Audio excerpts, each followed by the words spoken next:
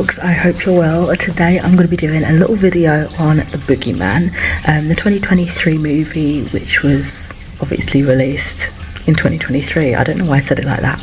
So this was based on the short story by Stephen King. This was nightmare fuel and it was executed fantastically, so much so that I gave it a 5 out of 5 stars. It was terrifying and so emotive. All the way through, the other half kept saying this has got to be a 5 stars, right? And he's not really one for horror films, but we both absolutely adored it. We are following high school student Sadie Harper and her younger sister Sawyer, who are still reeling from the recent death of their mother.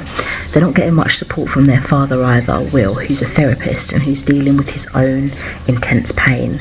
When a desperate patient unexpectedly shows up at their house seeking help, he leaves behind a terrifying supernatural entity that preys on families and feeds on the suffering of its victims. This is available currently on Disney Plus if anybody else is interested in watching this.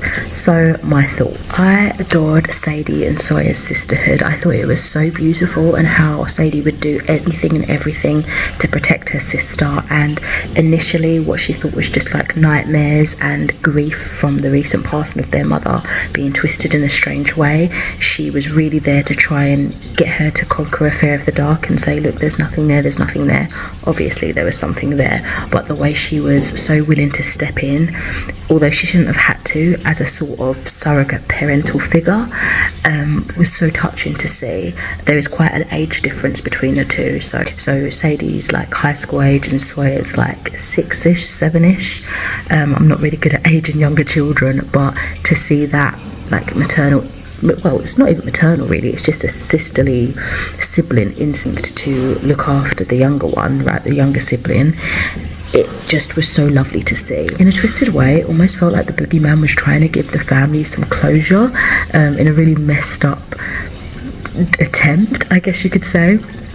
You know, breaking down some of the events that happened in the movie, it's almost like, you know, when you get to the end of the film, it's this goodbye.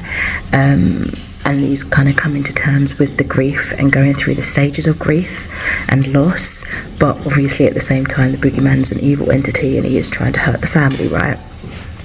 I feel like my other half said it best. It plays on your natural fear of someone or something invading your space, and we all have that fear of the dark as well. And I would add to this that almost primal fear of what's beneath the bed, what's in the wardrobe, something's there and it's watching me.